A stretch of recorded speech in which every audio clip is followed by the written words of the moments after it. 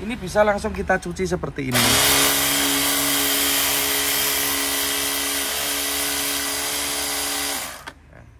Kalau pencuciannya rutin dalam waktu 3 bulan, 6 bulan, itu kotoran tidak sampai menumpuk. Tapi kalau kira-kira 5 tahun ya dicuci juga kotoran akan menumpuk ya. Jadi yang paling simple kalau kita perawatan rutin itu kan pasti kotorannya tidak terlalu banyak. Nah, ini setelah dicuci bisa kita tutup di sini. Jadi nggak perlu nurunkan evap, nggak perlu buang freon.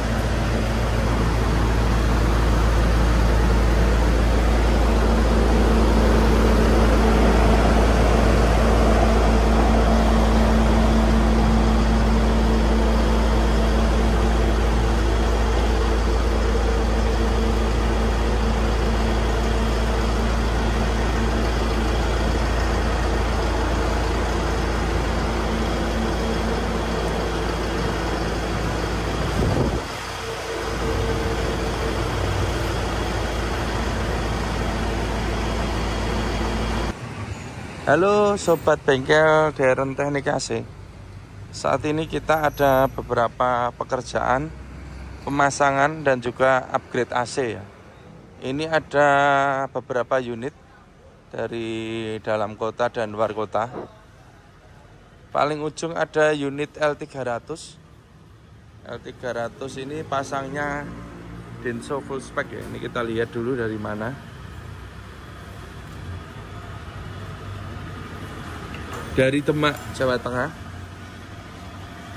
Ini L300 Euro 4 Denso full spec. Kita kerjakan baruan. Kemudian ini ada unit Traga Euro 4. Ini dari Semarang. Traga Euro 4 Denso full spec, ada permintaan khusus pipanya tembaga dari Semarang. Kemudian ada upgrade AC. Ini dari Trijaya Trans Rembang, Jepara. Nah, ini AC jumbo kita rubah konstruksinya untuk blower belakang ya. Dan paling ujung ada unit Sumber Jaya. Ini repeat order. Unit yang pertama itu L300. Kemudian ini masang Canter Euro 4. AC-nya DT 5000i dari Lamongan. Kita lanjut di bengkel yang kedua ya. Di sana ada satu unit LF Giga. Kita akan mereview untuk unit yang di sana. Selanjutnya ini di bengkel yang kedua kami di area finishing. Ini ada satu unit kiriman dari Ciputat ya, Tangerang. Unit baru dari PT Sedekah Usaha Bersama. Ini yang berada di Ciputat. PT Sedekah Usaha Bersama.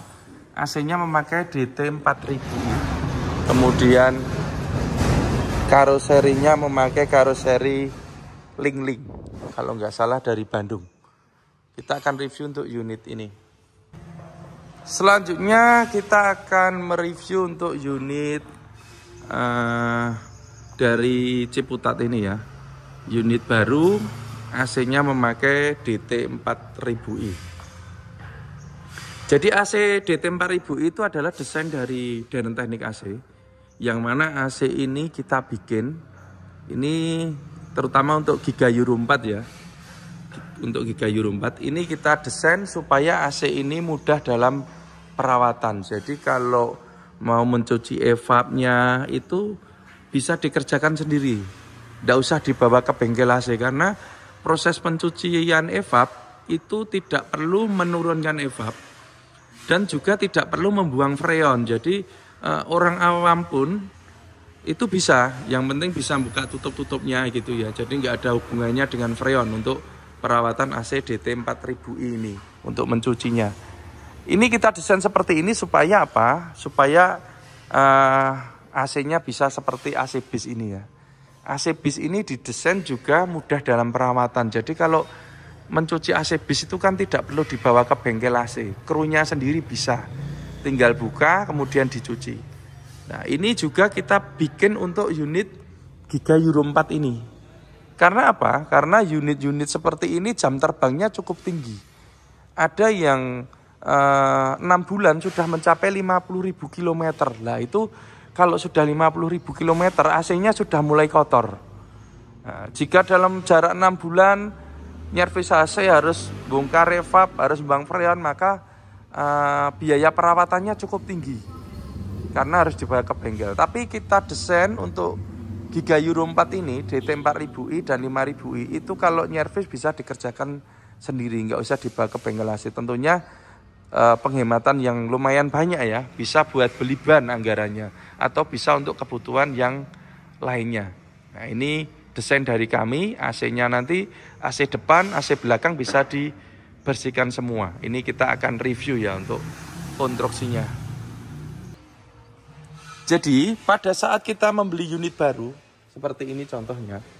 Nah, ketika kita beli unit baru itu dari pabrikan sudah ada blowernya, sudah ada saklarnya. Jadi kalau kita nyalakan, itu di sini sudah keluar anginnya. Nah, di sini sudah keluar anginnya.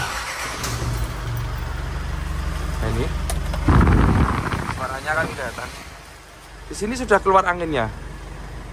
Kenapa bisa keluar anginnya? Karena dari pabrikan Isuzu itu yang Euro 4 ya, Giga Euro 4. Euro 2 juga ada kayaknya, tapi ini kita desain yang Euro 4. Euro 4 ini sudah dibekali motor blower.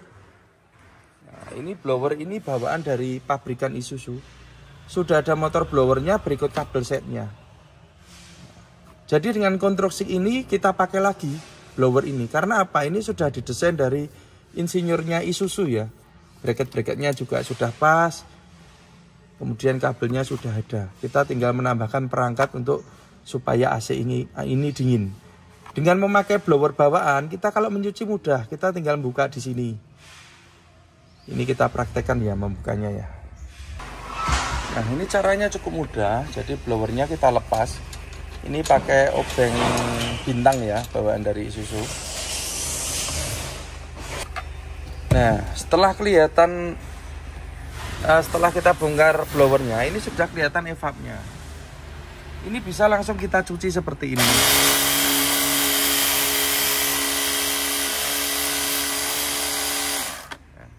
Kalau pencuciannya rutin dalam waktu 3 bulan, 6 bulan, itu kotoran tidak sampai menumpuk. Tapi kalau kira-kira 5 tahun ya dicuci juga kotoran akan menumpuk ya. Jadi yang paling simple kalau kita perawatan rutin itu kan pasti kotorannya tidak terlalu banyak. Nah, ini setelah dicuci bisa kita tutup di sini. Jadi nggak perlu nurunkan evap, nggak perlu buang freon. Jadi cukup mudah ya. Mungkin nanti ada pertanyaan lagi. Ini nggak bisa bersih karena nggak bisa bersih. Karena udara masuknya dari sebaliknya. Kotoran tertumpuk di sebaliknya gitu ya. Sebenarnya tadi sudah saya info. Kalau perawatan rutin ini bisa tembus ke sana. Tapi kalau mungkin ada yang istilahnya bilang nggak bisa bersih kalau seperti ini. Kotoran menumpuk di sebaliknya karena udara masuk dari sana. Ini juga sudah kita desain. Bisa dikerjakan di servis dari sini perawatan.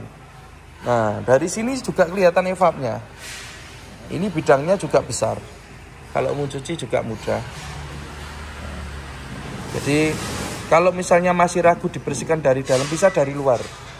Buka tutup ini sudah ada lubang. Lubang ini bawaan dari kabinnya Isuzu ya, dia sudah berlubang seperti ini. Jadi saya tidak ngelubangi kabin ini, sudah ada. Nah ini bisa dicuci dari sini seperti ini. Saya agak menjauh karena HP-nya kena air. Nah seperti itu. Nah, jadi kemarin ada yang tanya, nanti kira-kira bisa bersih enggak? Saya kira bisa bersih kalau bisa dibersihkan dari sini ya. Karena udara masuk dari sini betul.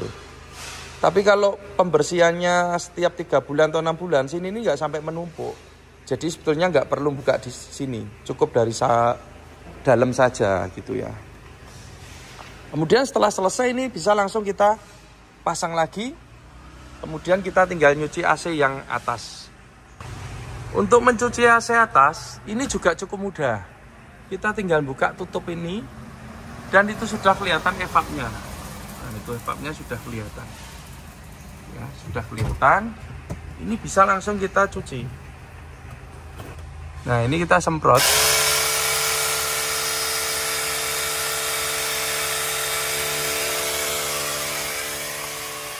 Dicuci sampai bersih, sebaiknya sini tutup ya. Ini hanya untuk mencoba saja. Selang pembuangan juga sudah kita siapkan di sini. Ini selangnya juga besar ya, jadi jangan takut nanti pembuangannya mampet gitu. Ini besar selangnya. Untuk yang depan, selang pembuangannya di sini. Jangan takut mampet, ini selangnya ukurannya besar. 5/8 ini selangnya. Jadi kotoran yang di sini itu bisa langsung turun ke bawah gitu ya. Nah, ini seperti ini. Ini desain untuk AC belakang ya. Ini desainnya itu sama dengan AC bis. Jadi sistemnya itu sistem hisap, bukan sistem tiup. Nah, ini saya jelaskan sedikit. Kalau salah mohon dibenarkan ya. Jadi kalau AC bis itu seperti ini. Di sini ada evaporator ya, yang menghasilkan udara dingin di sini. Kemudian di sini ada blowernya. Blowernya itu di sini. Kenapa blowernya di sini? Sama seperti AC bis. Ini tuh biar ketika ini dihisap udara dingin, kemudian langsung disemburkan ke ducting, sehingga tidak ada hambatan. Ini contoh blowernya ya. Enggak nih. Bundiri. Nah, kira-kira seperti ini, tapi ini posisi di atas. Di sini ada evap yang menghasilkan udara dingin. Evap itu kemudian disedot oleh blower ini. Kemudian ujungnya cerobongnya ini langsung masuk ke ducting. Sehingga apa yang didapatkan, anginnya bisa kencang karena langsung nembak ke belakang. Kemudian suaranya juga halus, tidak berisik. Karena cerobong ini langsung masuk ke ducting. Dan juga AC-nya mudah dalam perawatan. Kalau mencuci kan cukup mudah. Tapi berbeda kalau sistemnya itu sistem tiup. Kalau sistem tiup itu di sini blowernya. Nah, blowernya di sini. Kemudian ini udara dihisap. Kemudian ini yang keluar outputnya itu nyembur ke evap ini. Nah, kemudian baru dari sini masuk ke ducting. Nah, ini nanti biasanya suaranya itu berisik karena kan ini kencang suaranya. Anginnya kencang, dia natap ke kisi-kisi ini. Jadi suaranya berisik di area sini. Yang kedua, anginnya juga kurang kencang. Tidak sekencang kalau blowernya di sini. Langsung masuk ke dalam ductingnya. Kalau di sini kan udaranya kencang ini dia harus nabrak ini dulu. Nabrak kisi-kisi evap dulu ya. Baru dia diteruskan ke ducting. Kira-kira seperti ini penjelasan saya kenapa AC DT 4000i, 5000i sistemnya sistem hisap seperti AC bis, tidak sistemnya tiup. Dan juga kalau model seperti ini, kalau mencuci juga agak ribet karena blower bisa dilepas, tapi di sini kan tidak sepenuhnya full terbuka ya, hanya lubang sebesar ini aja, sebesar ini. Jadi kalau model ini nanti kalau nyuci ya harus diturunkan gitu. Kemudian nanti pasti akan timbul pertanyaan, kalau blowernya di dalam, bagaimana nanti untuk perawatannya? Nah, ini saya jelaskan sekalian supaya lebih jelas ya. Gini, dengan sistem seperti ini, hisap ini, kotoran itu dia akan nempelnya di sini. Apalagi kalau tiap 3 bulan atau 6 bulan dibersihkan, ini nggak sampai kotor banget. Sehingga begitu dicuci ya dia langsung jatuh ke bawah sini. Di sini ada selang kencingnya, selang airnya 2, langsung turun gitu. Nah, jadi untuk pembersihan blower kalau model seperti ini dibongkar 2 atau 3 tahun aja berani. Bongkar 2-3 tahun itu hanya untuk ngecek brostel sama ganti bearing ya, atau ngasih stempet pada bearing. Jadi nggak harus dibongkar tiap 6 bulan untuk blower yang model seperti ini. Karena apa? Kotoran itu akan tertempel di sini, tidak sampai masuk ke dalam blower. Nah itu, jadi nanti bongkarnya kalau pas 2 atau 3 tahun aja sekalian ngecek brostel. Kemudian nanti kalau kedepannya mau bongkar evap ini juga sudah kita setting supaya kalau nurunkan ini tidak ngelepas selang atau pipa dan tidak buang freon. Nah ini kita lihat pipanya, selangnya. Selangnya ini kita kasih lebih supaya nanti kalau dibongkar dia bisa turun di sini. Nah di sekitaran sini. Jadi nggak usah buang freon. Jadi kita membuat AC itu juga memikirkan supaya AC ini hemat dalam perawatan ya bolo. Gitu. Supaya bisa dikerjakan sendiri seperti itu. Kira-kira seperti ini ya. Oh iya, ini boxnya dari aluminium. Sudah pasti aman, awet dan bebas bocor air ya untuk ini. Kira-kira ini penjelasan untuk unit DT4000i. Kita lanjut untuk komponen yang lainnya. Kemudian ini untuk di bagian komponen AC yang di ruang mesin ya. Di sini ada 2 komponen utama. Sebetulnya semua komponen utama sih itu. Di sini ada kompresor. Kompresor kita memakai Denso ori ya, AS20 Jepang. Ini kita pakai ori karena sudah terbukti bagus untuk kompresornya Denso AS20 Jepang ini. Magnetnya juga ori, bracket juga kita bikin yang kuat, kabel-kabel juga kita bikin yang rapi seperti ini. Supaya apa? Supaya aman. Kemudian idle pulley, nah ini juga pakai Denso orisinil, idle pulley-nya. Selanjutnya untuk di bagian alternator. Alternator ini kita memakai alternatornya Mitsubishi yang kapasitasnya 120 ampere, 12 volt. Bracket juga kita desain sendiri supaya aman ini. Jadi selangnya tidak mentok bracket ya, selang radiatornya. Ini kabel-kabelnya juga kita bikin yang rapi. Kemudian untuk di bagian selang kompresor. Nah, ini juga penting bro.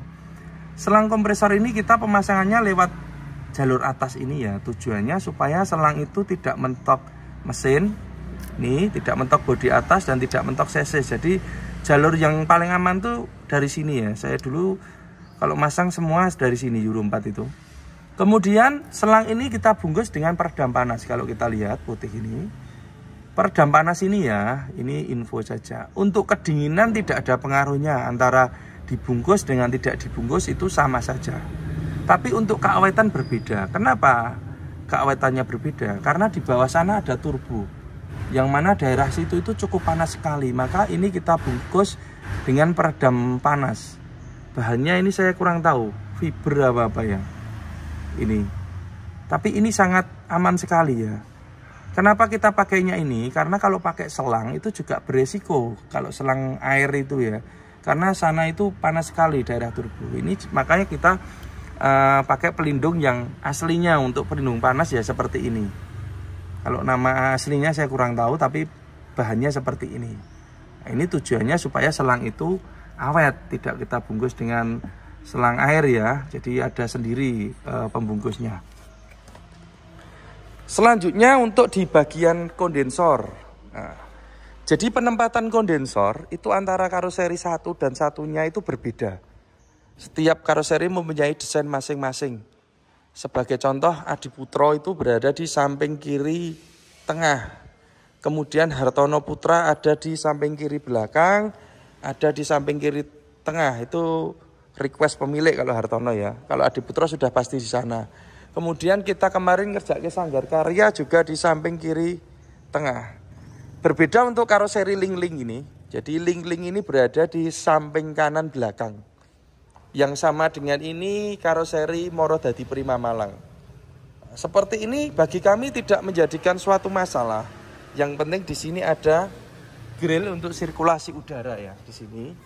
Jadi kondensor kita pasangkan di sini. Kondensornya multiflow. Dan kondensor ini terdiri dari 3 bagian. 3 bagian, kondensor utama dan super cooler ya, supaya pendinginannya maksimal. Ini kita lihat di sini ya. Nah, ini 3 bagian, 3 kondensor ini di sini. Kemudian ini yang terbaru ya, kondensor itu kita jadikan satu di sini sehingga tidak terurai. Biasanya kan ada kondensor di sini, di bawah sana atau di tengah. Nah, ini kita jadikan satu di sini supaya kondensor itu perawatannya mudah. Jadi kalau nyuci dari sini saja langsung nanti bisa bersih. Kemudian karena kondensornya sudah jadi satu, maka extra fan-nya atau kipasnya juga kita jadikan satu di sini. Ini extra fan-nya high speed, kemudian waterproof. Jadi jangan takut kalau kebanjiran, extra fan ini aman. Ini. Dan sekarang extra fan-nya ada 2. Ini juga ada nilai plusnya atau keuntungan bagi kita. Dengan memakai 2 extra fan ini, jika suatu saat itu brustelnya habis, kemudian mati satu, AC ini masih bisa hidup karena masih ada satu lagi extra fan. Meskipun dinginnya nggak maksimal ya, tapi masih bisa hidup. Intinya adalah kompresor itu masih aman gitu. Tapi jika kita pasang pakai 1 extra fan, nanti jika extra fan mati ya sudah, AC-nya itu nggak mau dingin atau mungkin kompresornya panas. Jadi di sini ada beberapa pertimbangan-pertimbangan supaya desain kita itu menjadi lebih baik lagi. Jadi extra fan ini kita gabung, kita jadikan satu. Tujuannya sebetulnya yang utama adalah jika salah satu brushernya habis atau mati, maka masih ada satu lagi di sini. Sehingga 3 kondensor ini masih teraliri udara ya. Itu kompresornya tidak begitu panas. Kemudian filter dryer ini kenapa tempatnya di sini? Kalau yang lain di depan sini, ini karena kondensornya itu letaknya di samping kanan. Jadi jaraknya dengan knalpot itu cukup dekat. Maka kalau kita pasang seperti yang lainnya, kondensor di sini itu tidak muat. Maka kita pindah di sini ya. Sebetulnya aslinya kondensor itu pemasangannya, filter dryer ya, filter dryer maksud saya. Filter dryer ini masangnya di sini. Yang tabung itu filter dryer, sorry ya. Nah, ini karena konstruksinya kondensornya di samping kanan, jarak dengan knalpot ini cukup dekat, maka tidak memungkinkan kita pasang di sini. Jadi kita carikan tempat di sini. Ini juga aman. Itu. Kemudian pemipaan juga kita bikin yang rapi. Supaya apa? Tidak ada kendala. Karena unit elep ini kan unit berjalan ya, jadi harus kita bikin serapi mungkin. Kemudian klem-klem juga kita perhatikan, jangan sampai nanti pecah atau retak. Nah, ini pemasangannya seperti ini. Nah, ini untuk extra fan ya. Ini mungkin juga ada bertanya, extra fan-nya kenapa dikasih high speed dan waterproof ya? Tentunya kita memikirkan keawetan, ketahanan ya. Nah, ini bahasa Inggrisnya apa keawetan itu? Ini, jadi kita pakai high speed ya. Durability boleh, wah nanti tak eling-eling loh. Nah, extra fan-nya itu seperti ini detailnya. Saya naik plaktor lipat. Nah, ini extra fan high speed yang kita pakai. Keuntungannya yang pertama, ini high speed, putarannya tinggi, sudah pasti pendinginannya bagus, AC-nya dingin, kompresornya juga awet. Kalau kita ukur-ukur lagi, pasti beban di mesin juga ringan, karena kalau pendinginannya bagus kan tekanan kompresornya, tekanan high-nya ya, tekanan freonnya itu juga rendah, jadi nggak begitu berat di mobil untuk kompresornya. Kemudian ini waterproof, sudah pasti keamanan. Ya. Kalau misalnya robos di banjir aman, biasanya di bawah kan sering ada banjir, ini sudah pasti aman. Dan yang ketiga, ini bisa diservis. Nah, misalnya brustelnya habis, saya sulap. Ini bisa dilepas, baut-baut ini bisa dibawa ke tukang dinamo, diservis, ganti brustel, ganti lakar gitu. Nanti akan juga timbul pertanyaan, kenapa tidak memakai Extravan Denso yang Veloz? Ini contohnya Extravan Veloz ya. Extravan Veloz ini bagus kalau dipasang di unitnya, tapi kalau di unit saya ya, yang DT4000i, ini saya rasa kurang. Karena apa? Kondensornya ini 3, tebal sekali. Sehingga butuh kipas yang bisa kenceng untuk anginnya gitu. Nah ini Extravan Veloz ini original Denso sebetulnya. Nah, ini bagus kalau dipasang di unit Veloznya ya, karena udah didesain untuk Veloz. Cuma ini kalau dipasang di elep, terkait nanti perbaikan. Ini kan modelnya diceglok ya, diceglok ini. Jadi tidak bautan kalau mau ngelepas, mau ngecek brostolnya tidak bautan. Bisa saja ini disongkel dari sini, di sini bisa disongkel. Tapi memang desain awalnya ini memang sekali pakai lah gitu. Kemudian ini juga belum waterproof. Nanti takutnya kalau banjir kan airnya masuk. Karena apa? Ini di sini ada lubangnya. Nah ini lubangnya gitu. Kemudian speednya juga kurang kalau untuk AC saya loh ya, di DT4000i. Jadi kita selalu memikirkan ini semua ya. Padahal ini mereknya sudah pasti Denso. Ya ini bagus. Cuma kalau untuk AC kita speednya kurang gitu. Dan juga sebetulnya kalau dari segi harga mahal ini loh Bolo. Mahal ini dari segi harga. Tapi saya tetap milih yang mahal karena kita memikirkan untuk kualitas dan durability-nya gitu. Kira-kira seperti itu ya Bolo ya. Untuk di bagian kondensor.